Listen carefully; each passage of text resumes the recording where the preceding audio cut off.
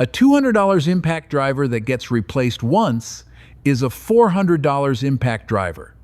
The expensive replacement can lose the same trigger, loosen the same battery connection, or cook the same gearbox. Price was never the variable that mattered most. The failure was already visible in the way the tool fit the work, long before anyone called it worn out. Most buyers believe an impact driver lives or dies by power, and that a premium badge buys more years. In a working shop, service life is usually decided by the parts your hand touches, the load the tool carries, and whether anyone can put it right after those parts wear. By the end, you will have 6 checks you can make at the counter. The first 5 are hands-on physical checks you can use on a Milwaukee, sitting on a store shelf, on a used tool at a pawn counter, or on the driver already rattling around in your truck. No test rig is needed. You will physically check the battery fit, the shell, the controls, the anvil, and the gearbox. The 6th is a 30-second ownership check using the readable model label and a verified service route. The first 5 can save you from an obvious physical mistake. The 6th decides whether I would spend my own money, and I am holding that one until the others have shown you what it must account for. I spent 40 years buying tools for a commercial fleet shop where roughly 60 mechanics could turn a minor weakness into a daily interruption. I signed for new tools, but the useful education came from what returned to the desk. Cracked housings came back, intermittent triggers came back, loose battery rails and worn bit retention came back. Other drivers simply stayed in service until the rubber was smooth and the names could no longer be read. I did not run laboratory cycles or measure a brand against a test bench. I watched broad patterns across years of ordinary abuse, then counted the real shop cost. Another tool, another battery decision, lost time at a bay, and a mechanic borrowing from the next cart. If practical service life checks are more useful to you than launch day excitement, subscribe once and stay with me. Now put the driver in your hand. We will take these in the order a buyer can actually inspect them. The first 5 are hands-on physical checks. First is battery platform fit. Second is housing and grip wear. Third is trigger and reverse switch behavior. Fourth is the anvil and bit retention. Fifth is gearbox heat and whether the tool suits the load. Sixth is a 30-second ownership check covering repairability, support, and total value, using the readable model label and a verified service route. Get the order wrong, and a strong motor can still leave you owning an expensive paperweight. Get it right, and the clear winner becomes much less mysterious. Start with the battery. I keep the broader framework in the 40-year buy list, linked in the description and pinned comment. An impact driver is not one purchase. It is a tool attached to packs, chargers, contacts, and habits. Milwaukee is generally known for a broad, cordless platform and a strong presence in the trades. That can be valuable, but the red shell does not make a tired pack healthy, and a large platform does not make every tool the right entry point for every buyer. Before you squeeze the trigger, install a battery the way you normally would. It should travel onto the rails without needing a slap, stop positively, and release without a wrestling match. Hold the tool by the grip and use your other hand to feel for movement at the pack. A small amount of ordinary clearance is different from a pack that rocks enough to make the contacts carry the motion. Those contacts are meant to carry current. They should not become hinges every time the tool changes direction. That distinction matters because an impact driver produces repeated shock through a small body. If the battery joint is loose, every start, stop, and impact asks the rails, latch, and contacts to absorb movement. The first symptom may feel harmless. The tool cuts out when set down. It wakes when the pack is pushed forward. A user learns to hold the battery with a little finger and calls that a personality. In my broad shop experience, improvised habits like that were usually the warning before the tool became unreliable enough to interrupt work. Look at the pack you already own, not the clean display pack. Check the rail edges, latch notch, cracks near the top, and dirt around the contacts. Then try a second known good pack, if the seller allows it. If one pack fits poorly and another fits well, the pack may be the problem. If both move, the tool rails or latch deserve suspicion. On a used driver, discoloration, bent contacts, or a latch that does not spring fully home is a reason to stop, not a reason to negotiate harder. If you already have sound Milwaukee batteries and a charger, a bare tool may be sensible. If you own no compatible packs, the shelf price of the driver is not the price of entering the system. Compare complete useful kits. Never compare a bare tool on one shelf with a complete kit on another. The point here is simple. Buy the connection before you buy the motor. A driver with a firm, healthy battery interface passes check 1. A driver that needs hand pressure, tape, or a lucky angle fails, however impressive the badge may be. Now ignore the name and study the housing and grip. This is where a cheaper option can win. Not because inexpensive plastic is secretly stronger, but because a simpler shell and comfortable grip may suit the hand better than extra bulk or decorative rubber. Remove the battery and sight along the seam between the housing halves. The seam should remain even, the screw should sit square, and the nose should align with the handle. On a used tool, white stress marks around screw bosses, spreading seams, or cracks near the battery foot show that the structure has been carrying impacts it may no longer control. Dirt is ordinary, a housing moving apart is not. Squeeze the shell gently. It should not click or shift. Hold the driver as you work, including with gloves when appropriate. Reach the trigger without moving your palm and operate the reverse switch with the same hand. Rubber should provide traction where pressure lands, not form a ridge beneath the thumb. A thick grip can feel pleasant for 10 seconds, yet tire the wrist beside a frame rail. Poor fit encourages drops, awkward pressure, and jobs approach from bad angles. Here is the contrarian purchase. For lighter occasional work, buy the cheaper brushless driver from a supported platform when it fits your hand, has a tight shell, and uses plain molded texture instead of overmold likely to peel. A premium price cannot repair bad fit.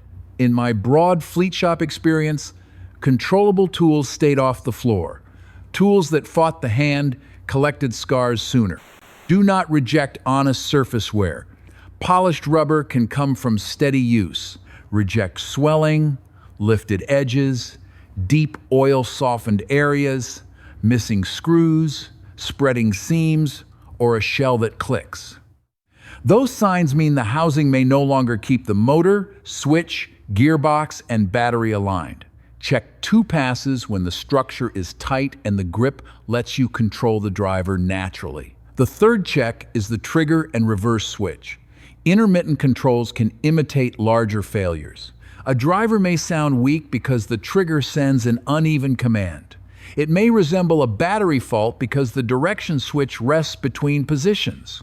These small controls face dirty hands, side pressure, fine dust, and thousands of ordinary cycles.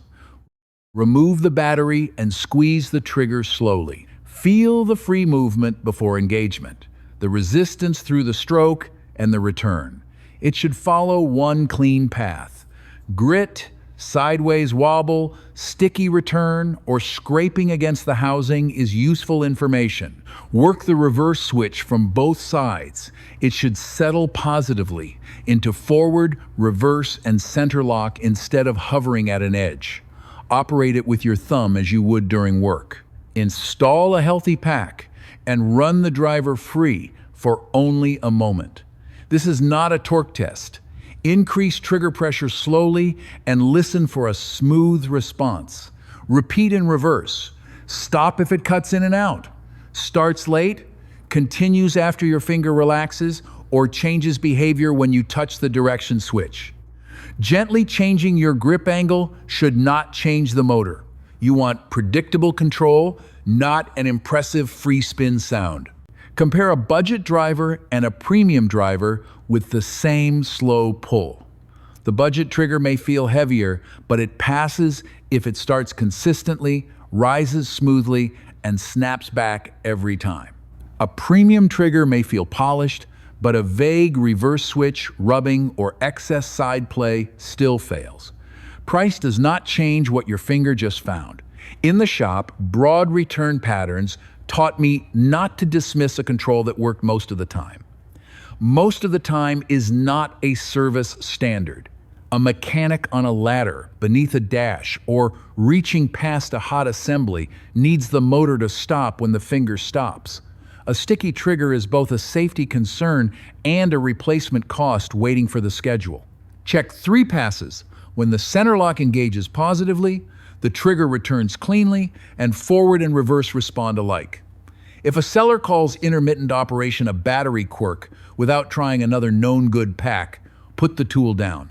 Check 4 is the anvil, the small business end that makes the driver useful. For a hex impact driver, insert a clean bit with an unworn shank. It should seat fully and stay retained without a private trick.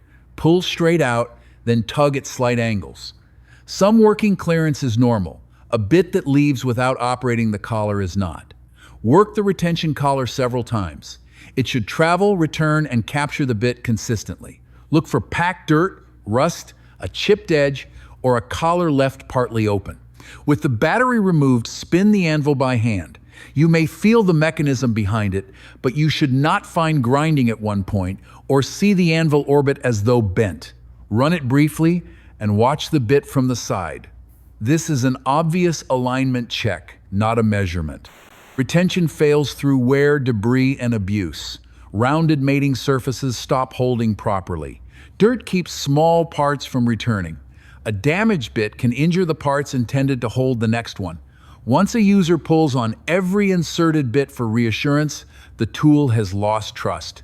A sharp bit dropped into an engine bay or onto finished flooring is more than an inconvenience.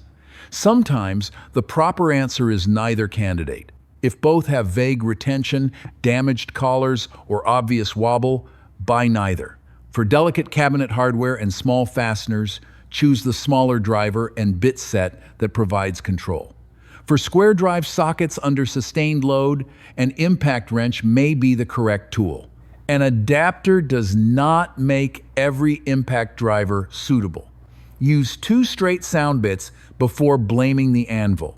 The tool passes when insertion is simple, retention is positive, release repeats cleanly, and alignment looks honest. The 5th check is gearbox heat and load suitability. Many drivers are not defective when they fail. They have been assigned work that holds them at maximum effort until heat has nowhere useful to go. Repeated impact is normal. Continuous punishment without recovery is a job selection problem, and no logo cancels it. Define the work you actually do. Short structural screws, repeated small fasteners, automotive trim, long exterior screws, and socket work make different demands. Do not let the hardest job you might attempt define every purchase. Choose for the common load, then handle the occasional heavy work with the correct second tool. A compact driver doing suitable work can outlive a larger one forced into poor posture and the wrong assignment. Locate the metal nose, air openings, and places your supporting hand naturally touches. Air paths should not be blocked by damaged rubber or packed debris. Dark, oily fuzz around vents on a used tool deserves inspection. A burnt odor after a brief no-load run is a stop sign. So is a gearbox case already warm before work begins? During a legitimate store demonstration, use a fastener suited to the setup. Listen as rotation becomes impact. The impact should become regular, instead of wandering between harsh knocks and weak pauses. Stop well before discomfort. You are checking whether the driver reaches the work without immediately sounding distressed, shaking loose, or heating rapidly at the nose. Heat can age grease, insulation, electronics, and plastics. Repeated overload can batter the anvil and battery connection. A loose pack, flexible shell, or poor trigger adds interruption and heat to a gearbox that might otherwise serve. My broad fleet shop pattern was simple. Drivers lasted better when mechanics reached for an impact wrench, drill, or corded tool before the small driver became a substitute for everything. The broken pile often revealed as much about assignment as construction. Replacing a cook driver with a more expensive one, then giving it the same unsuitable load, only buys the same problem twice. A smaller or cheaper brushless option can pass for light, intermittent work. For long periods of impact, choose a driver built for that duty or move to the correct tool class. If neither candidate suits the load, buy neither. 5 physical checks can identify a promising tool. The 6th determines whether I would own it. The decisive check is the 30-second ownership check covering repairability, support, and value after the sale. Use the readable model label and a verified service route. Ask 3 questions. Can this exact tool be identified after the receipt fades because its model label remains readable? Can the seller show where paid service or parts support is obtained if the trigger, shell, anvil, or battery latch wears? Can you replace the tool with a compatible model without abandoning healthy batteries and chargers? Then verify the answer with an official service locator, parts diagram, or documented contact route tied to that exact model. Milwaukee has an official service locator, but availability and practical access can change, so verify the route when buying. A diagram does not guarantee an economical repair, and a service counter does not guarantee a particular decision. It establishes that the product is identifiable and shows where the conversation begins. A mystery tool without a model trail becomes disposable when a small, unavailable part stops it. Compare repair cost with replacement value. A shell, switch, latch, or anvil assembly may be worth addressing when parts and labor make sense. Combined motor, electronics, and gearbox damage may favor replacement. No invented failure rate is needed. Use the price, verified service route, battery condition, and value of your time. Milwaukee's official listing identifies model 2953-20 as the M18 Fuel 1/4-inch hex impact driver. Milwaukee's official category also identifies the M18 Fuel 1-key model 2957-20, the M18 Fuel Surge hydraulic model 2761-20, and the M12 Fuel model 3453-20. Those official listings establish model identity and lineup breadth. They do not excuse a physical defect or decide which configuration fits your work. For a buyer with healthy compatible packs, a verified service route can make a bare tool practical. It must still pass the first 5 physical checks. Support can make a sound tool maintainable. It cannot make a loose battery interface, cracked shell, uncertain control, failing retention, or unsuitable workload sound. Do not switch battery platforms for one tool without pricing the relationship. New packs, another charger, duplicate storage, and idle batteries consume money and attention. A driver may be fairly priced, while the platform change is poor value. If a supported driver on your current platform passes all 6 checks, a second platform may never repay the disruption. Do not stay loyal merely because money has already been spent. If your packs are aging, service has become impractical, useful models fit poorly, or the system no longer serves the work, make a decision. Sunk cost does not tighten an anvil or cool an overloaded gearbox. My one clear own money winner for regular fleet and trade use is Milwaukee model 2953-20, the M18 Fuel 1 4-inch hex impact driver, bought as a bare tool. Provided the physical example passes the first 5 checks and the buyer verifies the support path at purchase. This is an own money service life judgment, not a laboratory result or manufacturer promise. Milwaukee tools can wear, fail, or present a bad individual example. The winner holds only when battery fit, handling, workload, physical condition, and verified support form one complete purchase. Starting without batteries, I could rationally choose a cheaper brushless kit from an established supported platform after comparing complete entry costs. That can suit household repairs, occasional assembly, light fastening, or work that does not justify joining M18.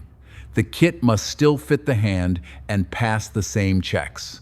This caveat does not change my explicit winner for regular fleet and trade use.